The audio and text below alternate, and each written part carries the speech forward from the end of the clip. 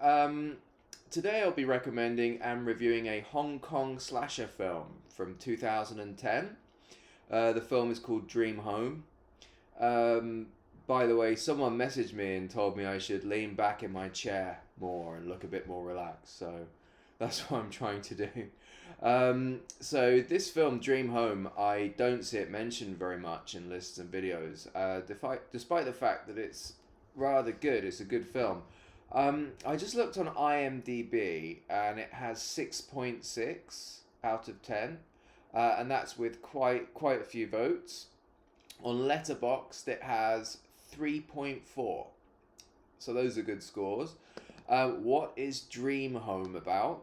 So in this film, there's a young woman called Cheng, played by an actress called Josie Ho, who is saving up to buy her dream home, which is a fancy apartment in a complex with a nice view of the harbour. So Cheng is doing this office job to get money, and the bank will only loan her some of the cost of the apartment, so she can't afford it. And her dad gets sick, and she can't pay for his treatment because she has issues with her insurance, so she has to take a second job. So there's more plot related stuff here with her dad, but I won't spoil that. But it does play into the plot and why she can't get the apartment later on. So anyway, she finally gets enough money to buy this apartment, but then the stock market goes up and the price of the apartment gets hiked. So now she can't afford it again. So this is the premise of the film. This is why the film is so good. Is Cheng decides to go on a killing spree in the apartment building in order to get the prices down, to devalue the apartments, and then she can afford to move in. So that's a really good premise. It's an interesting film, but the main thing I remember and the main thing anyone remembers about this film are the kills. So I only saw this film once, and it was a while ago, but it's etched in my mind because of the kills. There's a scene near the beginning of the film. I think it's with the security guard where Cheng puts a cable tie around his neck to cut off his circulation, and he frantically tries to remove that with a sharp object. I think it's a box cutter, and the results of that are quite messy. It's a very memorable kill. There's also one involving a pregnant woman where she basically vacuum wraps this pregnant woman in a vacuum cleaner bag, which caused some controversy when it came out. It's a notorious kill in this film, and there's another one where someone gets a bong through the neck. The gore is off the charts in this film. It's very mean spirited, over the top, slickly produced gore. So if you're a gore hound, you like your bloody films, you should definitely watch this one. It's good fun with that. So in in terms of the themes of the film, without going deeply into it, I guess it's a critique of the dog eat dog Hong Kong housing market of the time. I don't know what the housing market is like there now, but the housing market of the time and how unfair it is. Who can afford what under capitalism? So I saw this film mentioned in a list article about the best movies on class consciousness, along with some excellent films like Parasite, District 9, and Sorry to Bother You. All of those are great, but you probably know about them already, but I recommend all three of those films.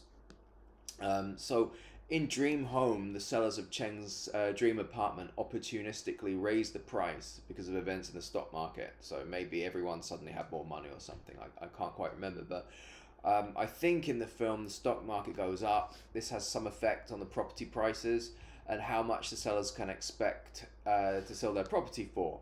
So if I had to make a guess, I would say the film is critiquing the fluid money value of material goods, even basic human necessities under capitalism, which is a system where prices reflect opportunity rather than a need to ethically distribute resources. So that's about as intellectual as I can be about it. You might think I'm wrong. I don't know. That was the impression I got. I'm a horror film fan. I'm not an economist. I'm not a political scientist, but that was some notes I scribbled down about what I thought it all meant. In terms of how you emotionally react to the film, or how I did. I really sympathized with Cheng in the start, but as the film goes on, I just saw her as being totally nuts. She's a very sinister character, not exactly the heroine of the film. Um, you can't really argue it's not her fault that she's killing everyone, because I don't think anyone would go that crazy just because of a home they wanted to buy. But at the same time, you might see this character as an embodiment of mental illness in the rat race that she's trapped in. Because there are people who will do anything to get ahead, get money, get what they want. So maybe Cheng is another criticism of capitalism and the mental illness that comes from that. Maybe uh, what I feel is that the setup of the film is some sort of satire or criticism of the economic system, but then it devolves into a regular slasher. So by the time all the killings underway, it's basically a murder spree, horror thriller with lots of blood. Uh, the good thing about this film is it's just over 1.5 hours, so it's not long. It's a brisk watch. You're not stuck there for 2.5 hours. I like my long films, but when it comes to slashers, horrors, this type of thing, I like 90 minutes. I like to get in there, watch it, and then get on with my day. You don't need to draw things out too much unless it's Terrifier. Then good long film's good.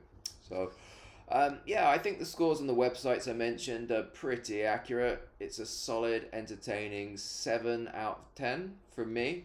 That's a score I'd give it. And that's it. Watch Dream Home if you like good, bloody slasher films, especially if you like ones with a touch of social commentary. Again, as always, if you like this video, please like, comment, and subscribe.